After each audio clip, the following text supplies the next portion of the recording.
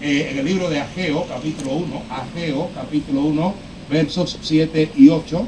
Ageo, capítulo 1, y espero que lo encuentre antes que yo termine de predicar. Ageo, capítulo 1. Es Mateo, Marcos, Lucas, Juan, Hechos, y después viene Ageo. Ageo, capítulo 1, versículos 7 y 8. Yo lo voy a leer rapidito para que usted se concentre y no tenemos un espacio limitado y mucha gente adentro y afuera, así que para que no crear tanto caos y aprovechar el tiempo, pues yo lo voy a leer. Ageo, capítulo 1, verso 7, dice la palabra de Dios: así ha dicho Jehová de los ejércitos, meditad sobre vuestros caminos, subid al monte y traed madera y reedificad la casa, y pondré en ella mi voluntad y seré glorificado, ha dicho Jehová. Te quiero predicar un mensaje en esta noche que he titulado destruyendo las estrategias del diablo. Destruyendo las estrategias del diablo. El diablo, hermano, es nuestro enemigo. Dice la Biblia que él es el enemigo de las almas. El diablo está en contra de la obra de Dios. Amén, hermanos.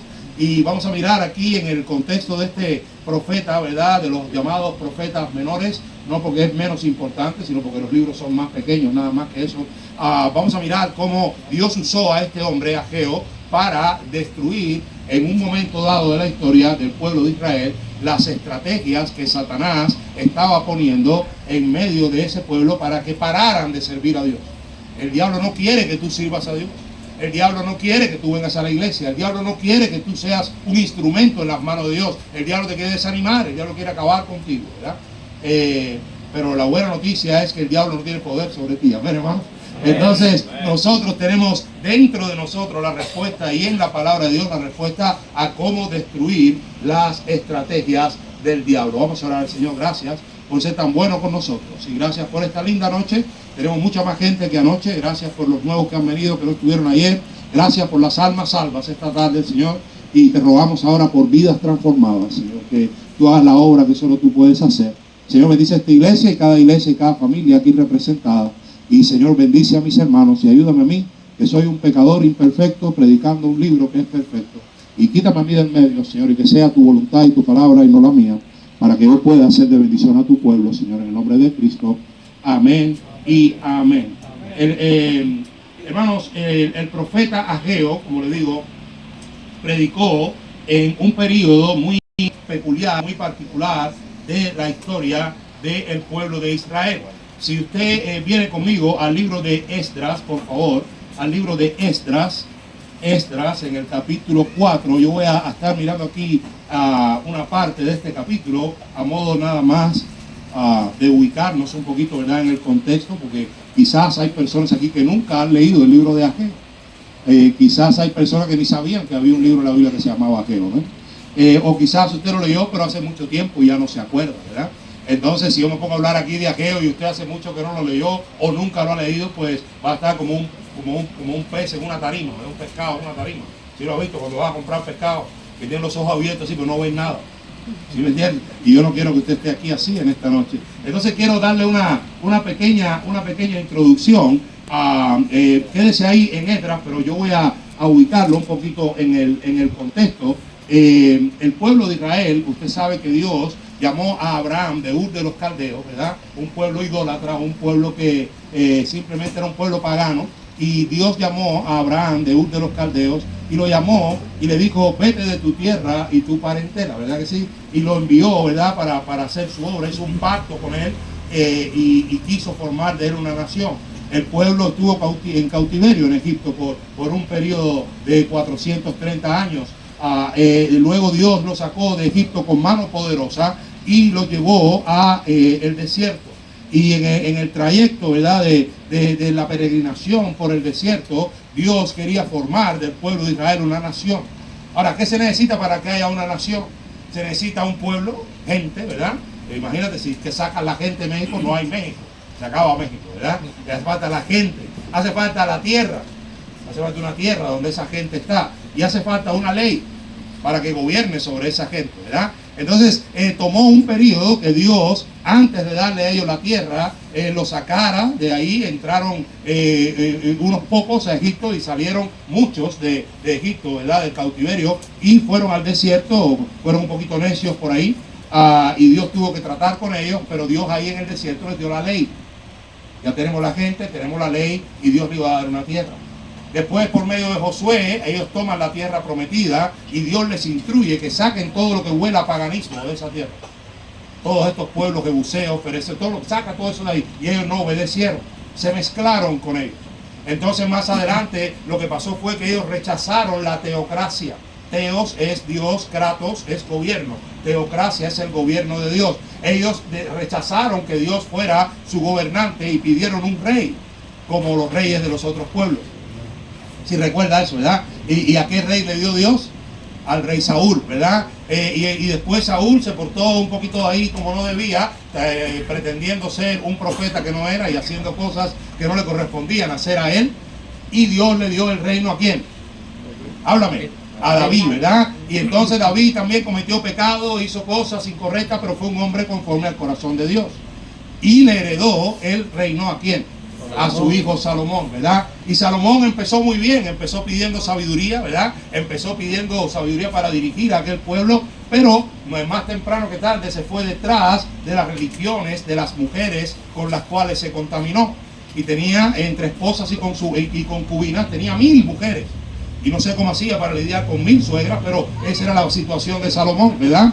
Y luego del reino de Salomón, el reino se dividió en dos.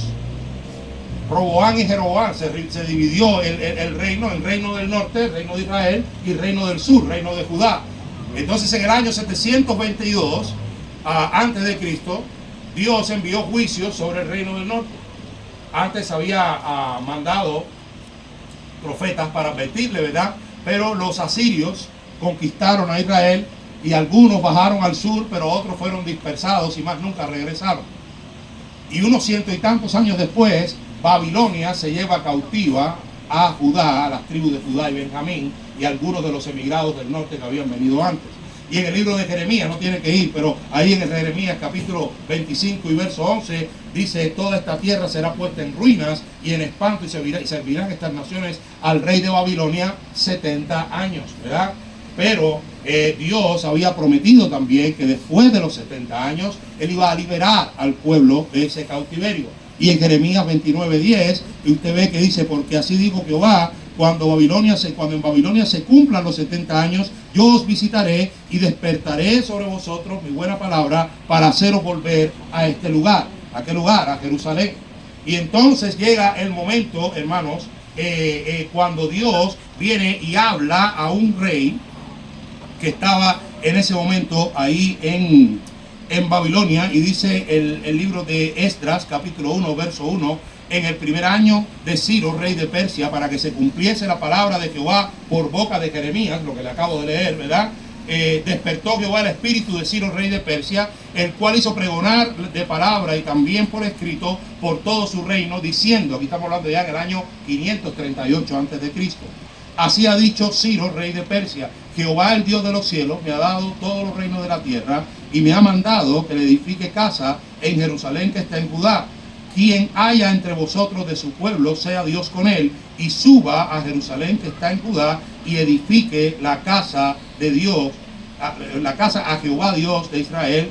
Él es el Dios, la cual está en Jerusalén. Esto es lo que se conoce como el edicto de Ciro. Ciro habla y dice: el pueblo de Dios ya es tiempo que se vaya de regreso a Jerusalén. Y entonces, hermanos, el pueblo regresa en 3 etapas. En la primera etapa regresa con un hombre que se llamaba Zorobabel. Y Zorobabel lo que hizo fue la restauración de el templo. Esdras restauró la adoración, la identidad del pueblo de Israel, y más adelante con Nehemías se restauraron, se reconstruyeron los muros de la ciudad. Y ya casi que te conté el Antiguo Testamento completo en 3 minutos, ¿verdad? Si aprendiste mucho con este pequeño resumen, tienes que leer más la Biblia, ¿ven? Tienes que leer más la Biblia. Entonces, hermanos, ellos empiezan a trabajar en la reconstrucción de ese templo, y ahí empieza con Zorobabel y siendo el líder, y Esdras en la parte de lo que es espiritual del pueblo de Israel. Y cuando van avanzando, hermanos, en esta construcción, ahí en el capítulo 4, de Esdras, usted va a ver esto que dice así, dice, oyendo los enemigos de Judá y Benjamín, que los venidos de la cautividad edificaban el templo de Jehová, Dios de Israel, vinieron a Zorobabel, que era el líder, estoy en Esdras, capítulo 4, verso 2, y a los jefes de casas paternas, y le dijeron, edificaremos con vosotros, porque como vosotros buscamos a vuestro Dios, y a él le ofreceremos sacrificios, sacrificios desde los días de Esar Adón, rey de Asiria, que nos hizo venir por aquí. O sea que enemigos de la obra de Dios, enemigos del pueblo de Dios, ven que el pueblo de Dios estaba reedificando ese templo, que estaban retomando, recuperando la identidad que habían perdido por 70 años en Babilonia. Y enseguida vienen los enemigos, enseguida vienen los adversarios, enseguida viene Satanás utilizando personas para detener el trabajo del pueblo de Dios. Y te tengo una noticia, iglesia, que estás aquí, tú quieres hacer algo para Dios, tú quieres servir a Dios, tú quieres crecer como iglesia, quieres crecer como familia, quieres crecer como ministerio, va a venir oposición, va a venir enemigos del pueblo de Dios, va a venir el diablo utilizando mentiras. Él utiliza mentiras. Mira, edificaremos con vosotros. Imagínate, que venga aquí ahora, no sé, una organización humanista, atea, una organización que está promoviendo la filosofía de este mundo, y diga, denos participación, pastor. Nosotros queremos participar aquí en edificar lo que ustedes están edificando. Uno es mentiroso. El diablo, hermano, es el padre de mentiras. Pero mira más adelante, cuando ellos le dijeron, no, gracias, muy, muy amable, pero no, muchas gracias. En el verso 4 dice, pero el pueblo de la tierra, dice, intimidó al pueblo de Judá y lo atemorizó para que no edificara. O sea, ellos primero vienen con la mentira, después vienen con el miedo, a atemorizar, a intimidar. ¿Sí me entiendes? Si recuerdas hace unos añitos nada más, como las autoridades no creyentes y ateas y anticristianas se aprovecharon de que había una situación de enfermedad que se llamaba COVID, ¿te acuerdas de eso? Y vinieron y empezaron a atemorizar a la gente. Y yo no estoy diciendo que el COVID no era real, yo lo que estoy diciendo es que se aprovecharon de eso para llevar a la iglesia a no hacer cosas que la iglesia nunca debió dejar de hacer. Porque hay tres instituciones que Dios ha creado en la sociedad para que la sociedad funcione de una manera ordenada. Dios creó la familia, Dios creó el gobierno civil y Dios creó la iglesia, ¿verdad? Ahora, a cada una de esas instituciones Dios le ha dado un arco de jurisdicción para que cada uno trabaje en su área dentro de la sociedad. Entonces, por ejemplo, nosotros como iglesia no vamos a ir al trabajo de mi hermano y decimos, oye, llama a las autoridades aquí, que vamos a venirle nosotros, la iglesia, vamos a ir a decirles cómo tienen que ellos trabajar en la sociedad. ¿Verdad que no hacemos eso? ¿Verdad que no vamos al cuartel de la policía y le decimos al jefe de la policía, a partir de mañana es así como tienen que patrullar los policías? No hacemos eso, ¿verdad que no? Asimismo, la policía tampoco debería venir aquí y decirnos, a partir de mañana no se pueden reunir. A partir de mañana tienen que ver nada más que 5 o 10 aquí, no puede haber 50. ¿Sí me entiendes? Entonces se aprovechan de la coyuntura, de la situación que está ocurriendo para venir con mentiras, para venir con miedo. Pero no solo eso. Si miras aquí un poquito más adelante, en el versículo 11, y esta es la copia, porque ellos empiezan con todo esto, pero como el pueblo no se deja intimidar, toman la decisión, vamos a mandar una carta al rey.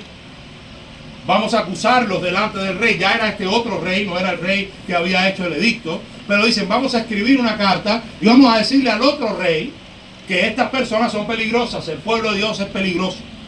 El pueblo de Dios hay que pararlo, rey, porque si no, ellos se van a ir en tu contra, ¿verdad? Luego más adelante pasó otra vez en el tiempo de Nehemías. Es la misma estrategia del diablo una y otra vez. Y esto es lo que decía la carta al rey Artajerjes. Tus siervos del otro lado del río te saludan. Estos siervos son los enemigos del pueblo de Dios.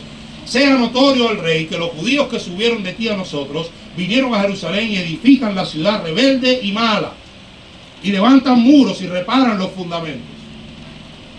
Ahora sea notorio al rey que si aquella ciudad fuere reedificada y los muros fueren levantados, no pagarán tributo, impuestos y rentas, y el erario de los reyes será menoscabado. Empiezan a manipular. Primero es el miedo, después es la mentira y ahora es la manipulación. Miedo, mentira, manipulación. Esa es la estrategia de Satanás. ¿Cómo terminó todo esto? El rey responde a esta carta. Y ahí en el verso 21 dice, ahora pues, dad orden, le dice al rey a los enemigos del pueblo de Dios. Dad orden que cesen aquellos hombres y no sea esa ciudad reedificada hasta que por mí sea dada de nuevo orden. Y mirad que no seáis negligentes en esto, porque habrá de crecer el daño en perjuicio de los reyes. Ya esta gente había manipulado al rey y le había hecho pensar al rey que el pueblo judío, que lo único que quería era restaurar su identidad, recuperar su tierra, recuperar su templo, recuperar su vida religiosa, recuperar su relación con Dios. Ya le habían hecho creer por medio de la manipulación que eran un peligro para ellos. Entonces, verso 23, cuando la copia de la carta del rey Artajerjes fue leída delante de Rehum y de Simsai, secretario, y sus compañeros, fueron apresuradamente a Jerusalén a los judíos y les hicieron cesar con poder y violencia. ¿Viste qué pronto y qué dispuesto está el diablo a hacer su trabajo? ¿Qué dispuesto está a hacer su trabajo? Entonces, verso 24 dice, cesó la obra de la casa de Dios que estaba en Jerusalén y quedó suspendida hasta el año segundo del reinado de Darío, rey de Persia. Estamos hablando de que se detuvo el trabajo 15 años, desde el año 535 hasta el año 520 antes de Cristo. Los años antes de Cristo van disminuyendo, ¿verdad? Entonces fueron 15 años que el pueblo de Dios, por causa de las mentiras del diablo, por causa del miedo que le metió el diablo y por causa de las manipulaciones del diablo, paró de servir a Dios. Y hermanos, si tú y yo no tenemos cuidado, le vamos a creer al diablo sus mentiras. Si tú y yo no tenemos cuidado, le vamos a tener miedo a lo que el diablo pone en nuestras vidas para detenernos de trabajar. Si tú y yo no tenemos cuidado, la manipulación de este mundo y de esta sociedad secular en la que vivimos en contra de la iglesia y en contra del pueblo de Dios nos va a detener de servir a Dios si no tenemos cuidado. Pero mira capítulo 5, verso 1. Profetizaron Ageo y Zacarías. Entonces el profeta Ageo viene a salir a relucir en medio de esta situación. Entonces ahora cuando tú te leas el libro de Ageo, ya tú sabes por qué Ageo vino a hablar lo que vino a hablar. Y regresando ahí al libro de Ageo, nuevamente, hermanos, vamos a mirar lo que dice la palabra de Dios en Ageo capítulo 1. Voy a leer desde el versículo 1 hasta el versículo 8. Dice, en el año segundo del rey Darío, este es el momento en el que paró la obra. En el mes sexto, en el primer día del mes, vino palabra de Jehová por medio del profeta Ageo. ¿A quién? Que era Zorobabel. Era el líder del pueblo de Dios. Entonces, hay una enseñanza aquí para ustedes líderes, pastores de la obra de Dios. El diablo va a venir a meterle miedo a tu gente. El diablo va a venir a manipular en contra de lo que estás haciendo. El diablo, hermano, va a venir a mentir. Pero Dios te habla a ti, líder, y te dice, tú eres responsable porque esta obra no se detenga. A ti será quien yo te voy a pedir cuenta. Y te estoy enviando el profeta de Dios para que te advierta, para que te abra los ojos y para que estés preparado para que no detengas el trabajo en la obra de Dios. Por medio del profeta Ageo a Zorobabel, hijo de Salatiel, gobernador de Judá, y a Josué, hijo de Josadac, sumo sacerdote, diciendo, así ha hablado Jehová de los ejércitos, diciendo, este pueblo dice. Ahora mira la consecuencia de la mentira de Satanás, del miedo que metió el diablo a través de sus enemigos y de la manipulación a las autoridades para detener. Mira lo que le pasó al pueblo por causa de eso. Este pueblo dice, no ha llegado aún el tiempo de que la casa de Jehová sea reedificada. Entonces vino palabra de Jehová por medio del profeta Ageo diciendo, este es Ageo ahora hablándole a la gente, es para vosotros tiempo, para vosotros de habitar en vuestras casas artesonadas, y esta casa está desierta. Ahora mira lo que pasó. El pueblo vino, el pueblo empezó a trabajar, estuvo trabajando, vino el diablo con sus instrumentos a ir en contra de la obra de Dios que el pueblo estaba haciendo, les metió miedo, les metió mentiras, los manipuló a las autoridades para que detuvieran la obra, se echaron para atrás, detuvieron la obra, pero no dejaron de vivir para ellos. No dejaron de todo el esfuerzo que estaban poniendo, ahora lo pararon y ahora se dedicaron a su riqueza personal. Y Dios envía al profeta Ageo y le dice, dile a los líderes, al sumo sacerdote, al gobernador, vayan a donde está este pueblo y díganle hasta cuándo ustedes van a seguir sin trabajar, hasta cuándo va a seguir esta obra detenida y la casa de ustedes artesonada y esta casa cayéndose.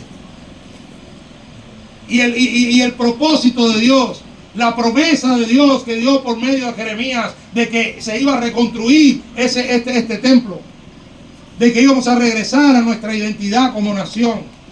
Ustedes la han dejado a un lado y ahora se han dedicado a construirse su propio imperio personal, su propia casa, y se han olvidado de la casa de Dios. Ahora, yo sé que quizás tú hayas escuchado a otros predicadores diciendo que, o usando este pasaje para predicar cuando hay que dar una ofrenda pro templo. A lo mejor has oído eso, ¿verdad? Que han usado una predicación de este pasaje. Oh, mira la casa de Dios, mira qué destruido está esto aquí, se está cayendo, y deja de usar el dinero en tu casa y tráelo para construir el templo de Dios. Bueno, te tengo una noticia, eso no es lo que dice ahí. Mira conmigo, Primera de Pedro, capítulo 2, verso 5. Primera de Pedro, capítulo 2 y verso 5. Dice la palabra de Dios, verso 4, vamos a leer, dice, acercaos a Él, ese Él, ¿quién es? Cristo. Piedra viva y desechada ciertamente por los hombres, mas para Dios escogida, preciosa. Y mira el verso 5 ahora. Vosotros también, ¿quiénes son vosotros? El pueblo de Dios, los creyentes. Vosotros también como piedras, sed edificados, ¿y qué dice ahora? Como casa espiritual.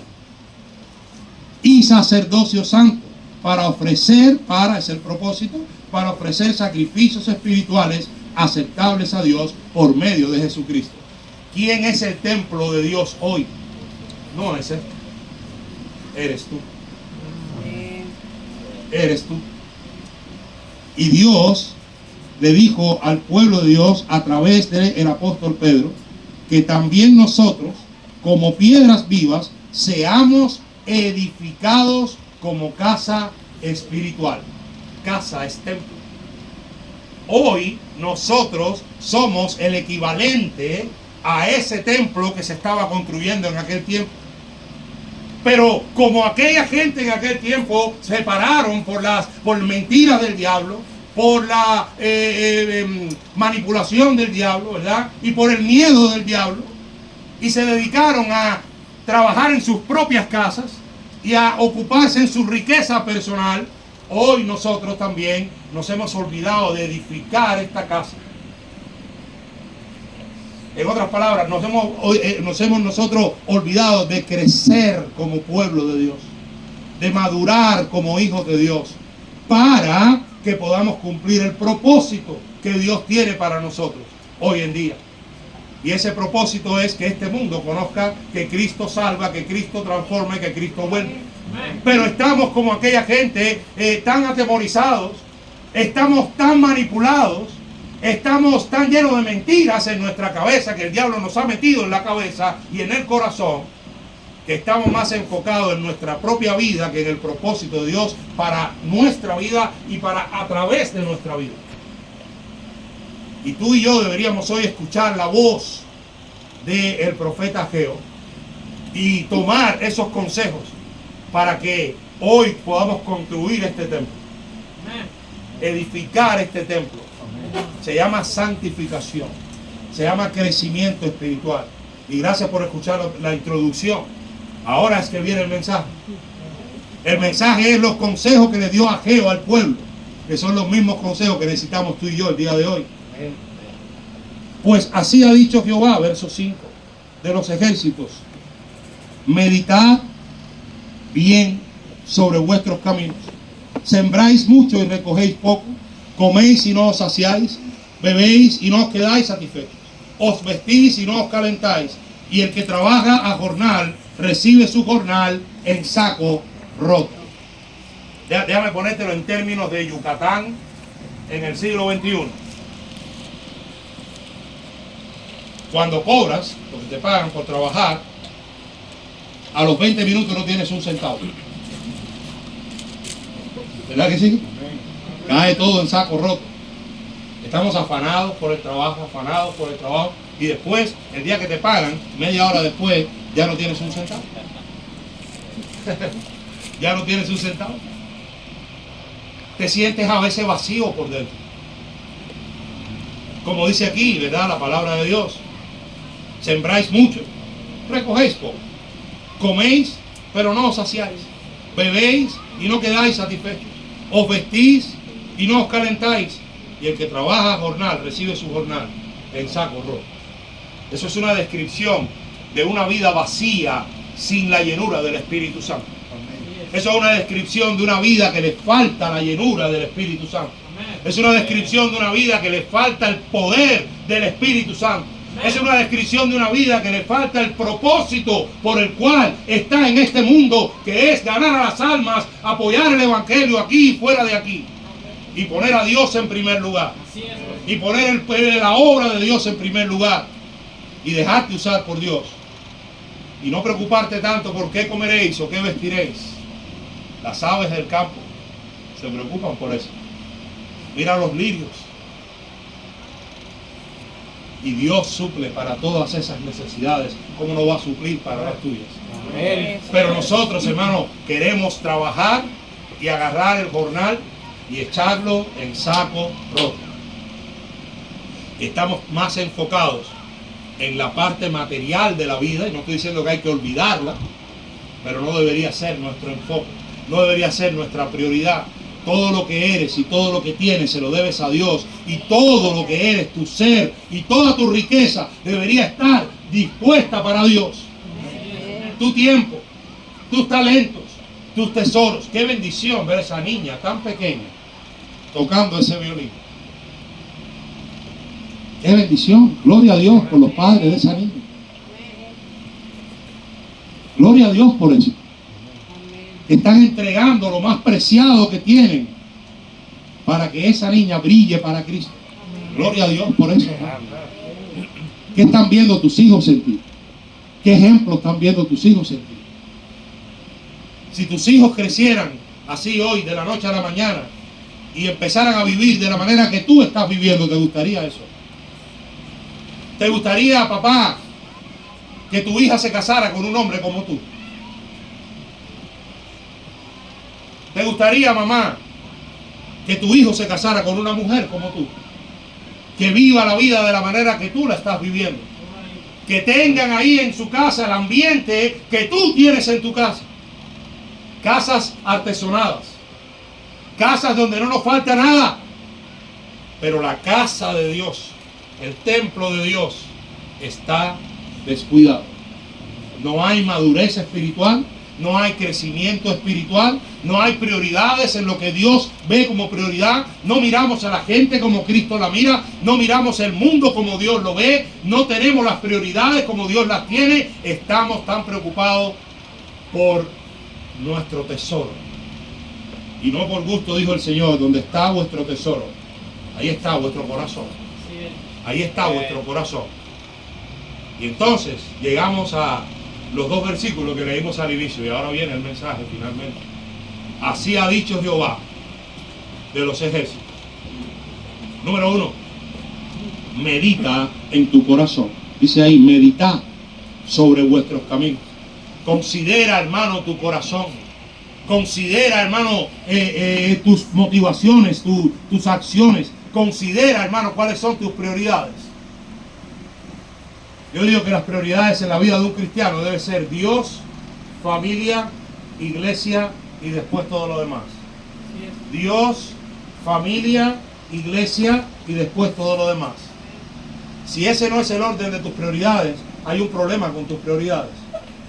Si tu familia está primero que Dios y por eso es que no vas a la iglesia a crecer esta casa, a edificar este templo, porque tienes que trabajar para tu familia, porque tu familia está primero. No, tu familia no está primero que Dios. Dios está primero que tu familia. Amén. Porque gracias a Dios tienes familia, gracias a Dios por lo feo que estás te casaste, gracias a Dios tienes hijos, gracias a Dios tienes trabajo, gloria a Dios. Y sin Él no tendrías nada, no tendrías fuerza, no tendrías talento, no tendrías habilidades, no tendrías oportunidades. Dios va primero que tu familia. Amén. Y a Él tienes que darle gloria con tu familia.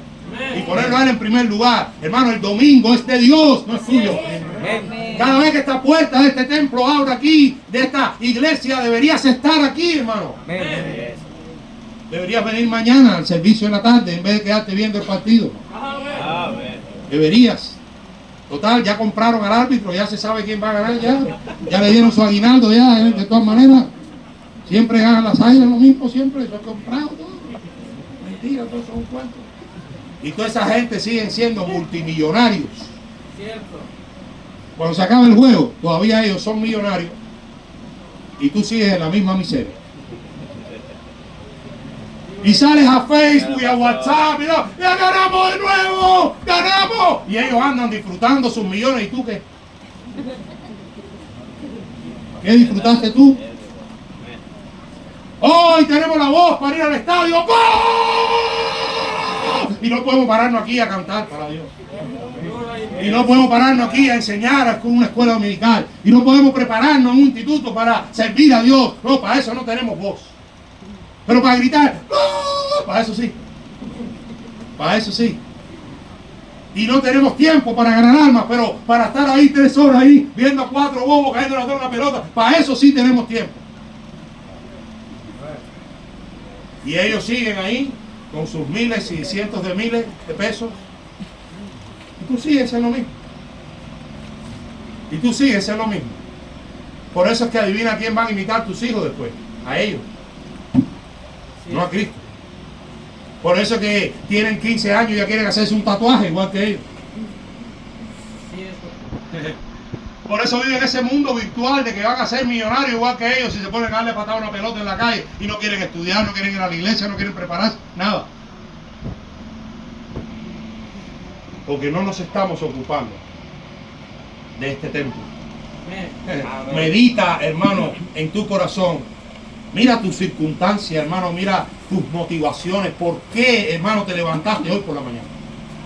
¿Qué fue lo que te motivó a ti hoy por la mañana a despertarte, a abrir los ojos y a vivir el día de hoy? Porque es un día más, porque te da miedo suicidarte y por eso viviste hoy. No, hermano, tú y yo deberíamos ser los más felices, los más gozosos, la gente con más propósito del mundo, la gente con más ánimo del mundo, la gente con más deseo de servir, de trabajar, de colaborar, de ir adelante del mundo. Pero el mundo tiene más deseo por sus mentiras que tú por la verdad de Dios. Considera, meditar bien sobre vuestros caminos, dice. No solo meditar, es meditar bien. Meditar bien. Con tus prioridades en orden, hermano.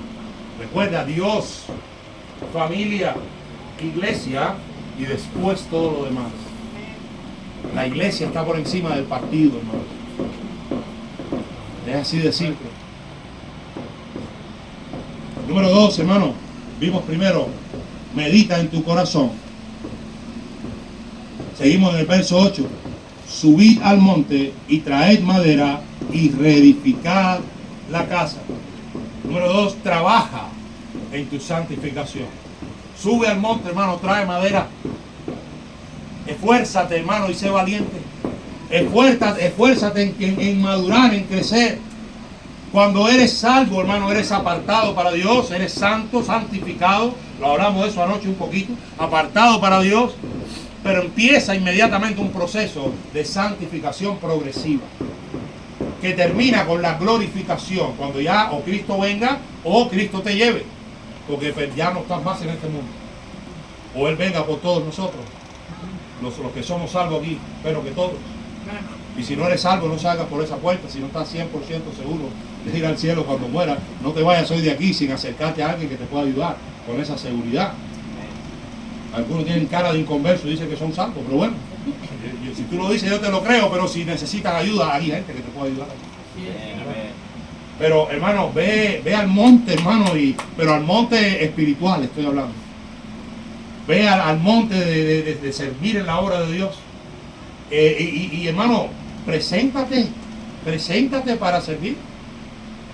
Dice la Biblia, os ruego por la misericordia del Dios vivo que presentéis vuestros cuerpos en sacrificio vivo, santo, agradable a Dios, que es vuestro culto racional. Literalmente en el griego dice que es vuestro verdadero culto. Es lo que dice. Hermano, preséntate. Participa, hermano. Acércate a tu pastor, pregúntale cómo puedes ayudar en tu iglesia. Cómo puedes servir un poquito mejor. Cómo puedes hacer un poquito más para Dios, hermano. Ya para de venir aquí porque es domingo o porque es miércoles. No, hermano, ven aquí buscando qué hacer para Dios. Amén. Gente que lleva 20, 30 años en la iglesia, hermano, y nunca ha hecho nada para Dios. Ah, pero yo doy. Bueno, está bien, ¿y qué? Eso es parte de tus funciones como creyente, pero el resto. Imagínate que vayas al médico, al cirujano, al que te tiene que operar, y que te diga, no, pero es que ya yo estudié. No, pero si no agarras el bisturí y me pica y me cose después, no me sano. No, yo voy nada más. Ese es el paso 1, venir a la iglesia.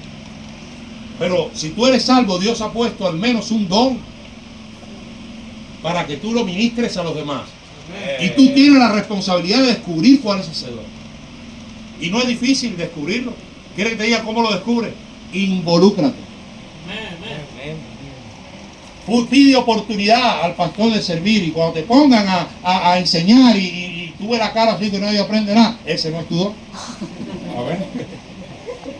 Pero a lo mejor te ponen a pintar y todo el mundo dice, wow, hermano, qué bendición, tienes el don de servicio. ¿Sí me entiendes lo que te quiero decir? Descubre tu don. ¿Cómo? Involucrándote, presentándote tu cuerpo en sacrificio vivo. Encuentra, hermano, tu lugar en la obra de Dios. Primera de Pedro, capítulo 4, versos 10 y 11. Primera de Pedro, capítulo 4, verso 10. Cada uno, según el don que ha recibido, ministrelo a los otros, como buenos administradores de la multiforme gracia de Dios. Si alguno habla conforme a las palabras de Dios. Si alguno ministre conforme al poder que Dios da. ¿Viste? Al poder que Dios da.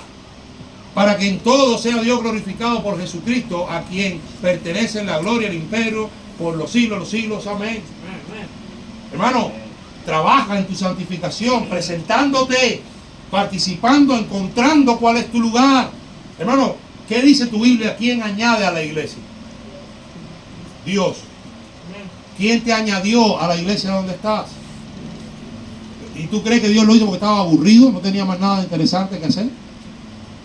¿O será que te puso ahí porque hay algo que hay que hacer ahí? Que Él quisiera que fueras tú quien lo hicieras. Dios puede usar a un burro, pero Él quiere usarte a ti, hermano. Y si Él usó un burro, te puede usar a ti, hermano. Pero hay cosas en tu iglesia que están por hacer y que Dios quisiera que fueras tú quien lo hiciera. Acércate, trabaja, ve y busca, sube al monte, trae madera, reedifica este templo. Encuentra, hermano, cuál es tu parte y sirve. Y por último, hermano, te dije primero, medita en tu corazón tus circunstancias, tus motivaciones, tus acciones, tus prioridades. Trabaja en tu santificación, preséntate, encuentra tu lugar, haz tu parte. Pero por último, número 3, hermano, porque ya sé que ya vino el diablo y te dijo que a qué hora es que yo termino. Fue el diablo quien te dijo eso, no fue Dios. ¿Okay? Es él el que te está poniendo esas ideas en la cabeza. No le hagas caso, no, él es mentiroso, manipulador, ¿verdad? Como vimos ahí ahorita, y te quiere meter miedo. Glorifica a Dios, dice aquí el verso 8, si terminamos de leerlo. Subir al monte, traer madera, repicar la casa, y pondré en ella mi voluntad, dice, y seré glorificado, ha dicho Jehová. ¿Cómo glorificas a Dios, hermano? Teniendo el carácter de Cristo. Representando a Cristo en este mundo. Eres un embajador. Somos embajadores en nombre de Cristo. ¿Cuándo tú has visto al embajador de los Estados Unidos en México perdiendo el tiempo y haciendo otra cosa que no sea representando a los Estados Unidos en México? Un embajador es un representante de un lugar en otro lugar. Y eres un embajador que se te ha dado un ministerio, que es el ministerio de la reconciliación. Como si Dios rogase por medio de nosotros. Os rogamos en Cristo, reconciliados con Dios. Gloria a Dios por esos embajadores que estábamos hoy ahí en el mercado, representando al reino de Dios, al país celestial, aquí en este país. Gloria a Dios por eso. Gloria a Dios que hoy hay más personas yendo a ese reino gracias a esos embajadores. ¿Cuándo fue la última vez que hablaste a alguien de Cristo? ¿Cuándo fue la última vez que vino alguien a la iglesia porque tú lo trajiste, porque tú lo invitaste, porque tú fuiste parte de eso? ¿Cuándo fue la última vez que hiciste algo para que tu iglesia pudiera hacer algo? Porque Dios usa a todo el mundo en diferentes lugares. Si lo quiere, Dios quiere usarte ahí donde tú estás. Él quiere usarte. Y a lo mejor no viniste hoy a ganar almas, pero a lo mejor gracias a ti algo pasó y pudimos ir a ganar almas a ese lugar. O a lo mejor no viniste, pero pusiste tus rodillas en el piso en el tiempo que estábamos ganando almas y el Espíritu Santo vio tu aflicción y trabajó en los corazones y convenció de pecado, de justicia y de juicio. ¿Cuándo fue la última vez que lloraste por alguien que está perdido? Ay, yo quisiera que mi hijo fuera salvo. ¿Cuánto estás orando por él? ¿Cuánto estás orando por él? Ay, este vecino delincuente que yo al lado de mi casa, ya le predicaste el evangelio. Ay, me tiene loco con la bulla, la música. Ya le predicaste. Ya le hablaste de Cristo. A lo mejor se salva y viene a la iglesia y ya te quita la música. A lo mejor Dios te tiene ahí hasta que no aprenda que eres tú que estás ahí para predicar el evangelio. Seguirás soportando al vecino. Tienes que ser como Cristo. Tienes que tener una vida, hermano, que sea dirigida por el evangelio y un corazón generoso para la obra de Dios y para las misiones. Y de esa manera vas a traer gloria a tu vida. Hermano, en el momento que el pueblo de Dios se propone construir algo para Dios, como este pueblo de Israel que estaba reconstruyendo este templo, va a venir oposición. Va a venir la mentira del diablo, va a venir el miedo del diablo y va a venir la manipulación del diablo. Pero gloria a Dios que todavía tenemos este libro. Y gloria a Dios que todavía Dios envía a hombres de Dios a los diferentes lugares a decirle: no le hagas caso al diablo, levántate y sirve a Dios. Y edifica este templo. No te preocupes tanto por tus casas artesonadas, porque no te vas a llevar nada de este mundo, nada. Oh, yo soy varón, macho, mexicano, yo no me pongo camisa rosada. A lo mejor te mueres y esa es la única que hay ahí cuando te van a vestir. Y te la ponen y te meten en la caja con una camisa rosada y no vas a poder ni protestar. No te vas ni a enterar que te vistieron de rosado. ¿Sí me entiendes? No, hermano, empieza a preocuparte un poquito más por abrir los ojos, porque el diablo es el que te tiene arrinconado. Él no te puede matar. No te puede matar. Pero te puede tener como un muerto en vida. ¿Sí entiendes eso? Un muerto en vida. Estás vivo, pero estás muerto.